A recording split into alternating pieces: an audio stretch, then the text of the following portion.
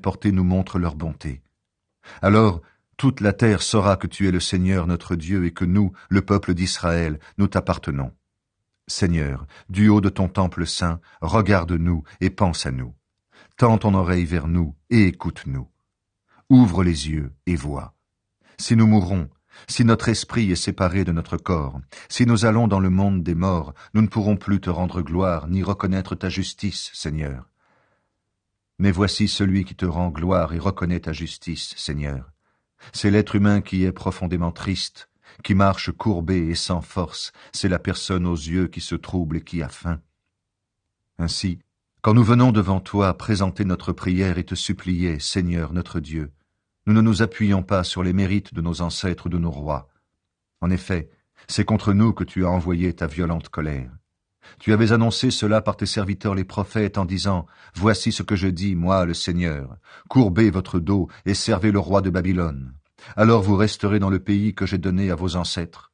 Mais si vous refusez de servir le roi de Babylone comme je vous le demande, je ferai taire dans les villes de Juda et à Jérusalem les chants de joie et de fête, les cris de joie et les chansons des jeunes mariés. Tout le pays deviendra un tas de pierres, il sera vidé de ses habitants. » Mais nous n'avons pas écouté quand tu nous disais de servir le roi de Babylone. Alors, tu as réalisé ce que tu avais annoncé par l'intermédiaire de tes serviteurs les prophètes. Les os de vos rois et de vos ancêtres vont être arrachés de leur tombe. Nos ancêtres et nos rois sont morts dans de cruelles souffrances, par la famine, la guerre et la peste. Leurs corps sont restés dehors, livrés à la chaleur du jour et au froid de la nuit. Et le temple qui t'était consacré, tu l'as mis dans l'état où il est aujourd'hui, à cause de la méchanceté des peuples d'Israël et de Juda. Pourtant, Seigneur notre Dieu, tu as agi envers nous avec beaucoup d'indulgence et une grande tendresse. Tu avais annoncé cela par ton serviteur Moïse le jour où tu lui as commandé d'écrire ta loi en présence des Israélites. Tu avais dit, si vous ne m'écoutez pas, la foule immense que vous formez maintenant ne sera plus qu'un petit nombre parmi les autres peuples où je vous enverrai. Je le sais, vous ne m'écouterez pas, car vous êtes un peuple à la tête dure. Mais là où vous serez déportés, vous vous mettrez à réfléchir, et vous saurez que le Seigneur votre Dieu, c'est moi. Je vous donnerai un cœur attentif et des oreilles qui écoutent. Dans le pays où vous serez en exil, vous chanterez ma louange, et vous vous souviendrez de moi. Vous vous rappellerez ce qui est arrivé à vos ancêtres qui se sont opposés à moi, le Seigneur. Vous n'aurez plus la tête dure, et vous vous détournerez de vos mauvaises actions. Alors je vous ramènerai au pays que j'ai promis par serment à vos ancêtres, Abraham, Isaac et Jacob, et vous en serez les maîtres. Je ne diminuerai plus votre nombre, mais je vous rendrai nombreux. Et je ferai avec vous une alliance pour toujours. Je serai votre Dieu, et vous serez mon peuple. Et je ne déporterai plus mon peuple d'Israël loin du pays que je lui ai donné.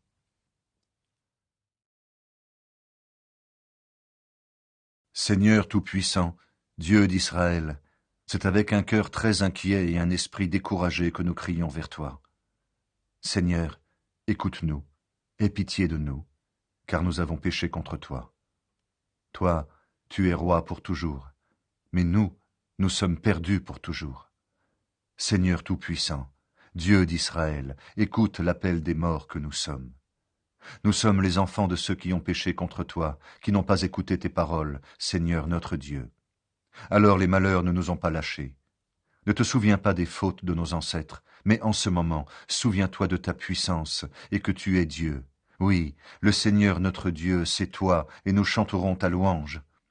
Tu as mis le respect dans nos cœurs pour que nous fassions appel à toi. Dans notre exil, nous chanterons ta louange. Oui, tout le mal que nos ancêtres ont commis contre toi, nous l'avons éloigné de nos cœurs. Aujourd'hui, nous sommes loin de chez nous, dans ce pays où tu nous as envoyés. Là, nous sommes insultés et on nous lance des malédictions. Nous sommes punis à cause de toutes les fautes de nos ancêtres qui se sont détachés de toi, Seigneur notre Dieu. La sagesse. L'oubli de la sagesse. Israélites, écoutez les commandements qui donnent la vie. Tendez l'oreille pour avoir la connaissance. Vous habitez chez vos ennemis. Vous vieillissez dans un pays étranger. Pourquoi donc? Vous êtes impurs parce que vous touchez des morts, et vous faites partie de ceux qui vivent dans le monde des morts. Pourquoi? C'est que vous avez abandonné la source de la sagesse. Si vous aviez suivi le chemin de Dieu, vous seriez pour toujours dans la paix. Apprenez où se trouve la connaissance, la force, l'intelligence. Vous saurez alors où trouver une longue vie, un regard brillant de lumière et la paix. Les humains ne peuvent atteindre la sagesse. Qui a trouvé l'endroit où habite la sagesse? Qui est entré dans la salle de ses trésors? Que sont devenus les chefs des autres peuples, ceux qui commandaient aux bêtes sauvages, ceux qui charmaient les oiseaux? Où sont les gens qui possédaient des biens sans limite, qui mettaient en réserve l'or et l'argent, en qui les humains mettaient leur confiance? Où sont les artisans qui travaillaient l'argent avec soin? Mais ce qu'ils ont fait n'a laissé aucune trace. Ils ont disparu. Ils sont descendus dans le monde des morts, et d'autres ont pris leur place. Des êtres plus jeunes sont nés et ont habité sur la terre. Mais ils n'ont pas connu le chemin de la sagesse. Ils n'ont pas su comment la trouver. Ils n'ont pas fait attention à elle. Leurs enfants aussi sont restés loin du chemin que leurs parents avaient pris. Personne n'a entendu parler de la sagesse en Canaan, et on ne l'a pas vue à Théman. Même les gens de la famille d'Agar qui la cherchent sur la terre, même les commerçants de Madian et de Théman, les conteurs et les chercheurs de vérité n'ont pas connu le chemin qui conduit à la sagesse. Israélites, voyez comme l'univers, cette maison de Dieu, est grand. Comme il est étendu, le monde qui lui appartient. Il est immense et sans limite, il est élevé et sans mesure.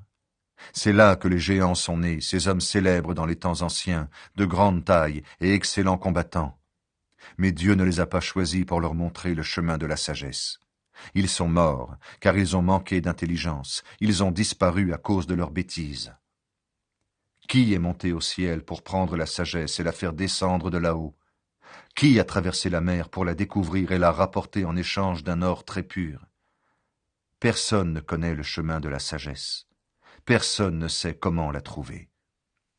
Dieu seul connaît la sagesse, et il l'a donnée à Israël.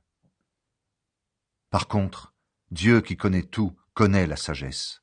Il l'a découverte grâce à son intelligence. Il a organisé la terre pour toujours et l'a remplie d'animaux à quatre pattes. Il envoie la lumière et elle part. Il la rappelle, elle obéit en tremblant. Les étoiles brillent joyeusement à leur poste. Dieu les appelle et elles répondent « Présentes ». Elles brillent avec joie pour celui qui les a créées. C'est lui qui est notre Dieu, personne n'est comme lui. Il a découvert tout le chemin qui conduit à la connaissance. Il l'a montré au peuple de Jacob, son serviteur, à Israël, son peuple très aimé. Puis la sagesse est apparue sur la terre, et elle a vécu parmi les êtres humains.